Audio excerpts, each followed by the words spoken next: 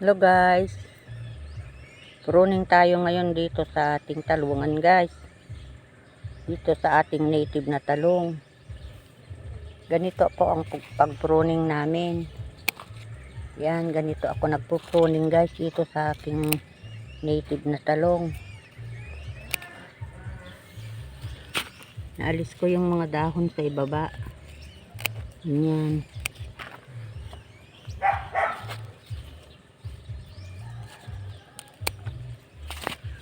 Dito po siya oh.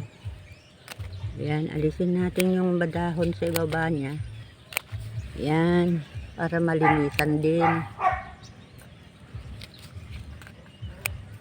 Yan, ganito ang pag-pruning namin sa native na talong guys.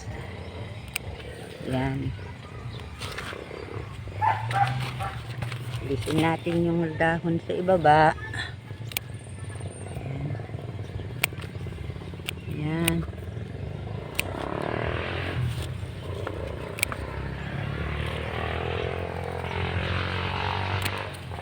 Sa native, ganito ang pag-pruning guys.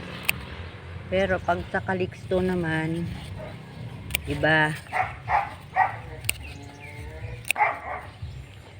Yung calyxto, alisin natin yung mga sanga dito sa ibaba hanggang dyan sa Y. Para magbunga siya ng magaganda at malalaki. Pero dito sa native guys, hindi natin aalisin yung mga sanga sa ibaba. Kasi magbubunga yan. Yan.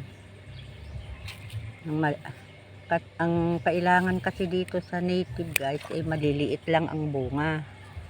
Kasi gagawing pakbet.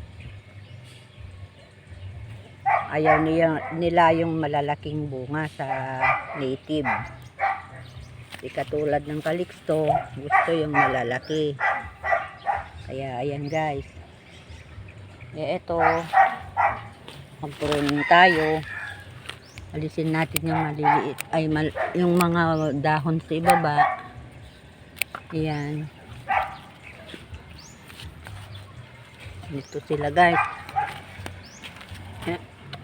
Ayan, may mga bulaklak na sila guys.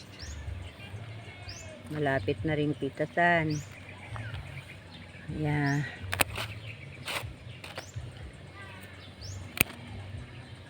Yan po sila. Pag na-pruning natin to guys, naalis natin yung sanga sa baba, magpa-spray tayo ng fungicide para yung mga naputulan natin ng dahon tulad dito, hindi pasukin ng fungus guys. Kaya kailangan din natin magpa-spray ng fungicide.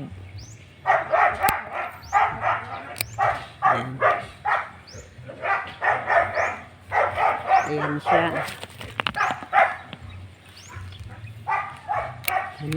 Ganito lang po ang ginagawa namin sa pag-pruning, pag-alaga.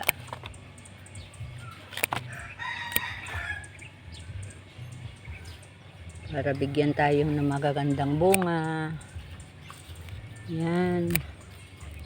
Kailangan din natin silang alagaan guys. I-pruning natin para maalis yung mga peste doon sa baba ng dahon, yung nasa likod nila. Tulad ng white flies.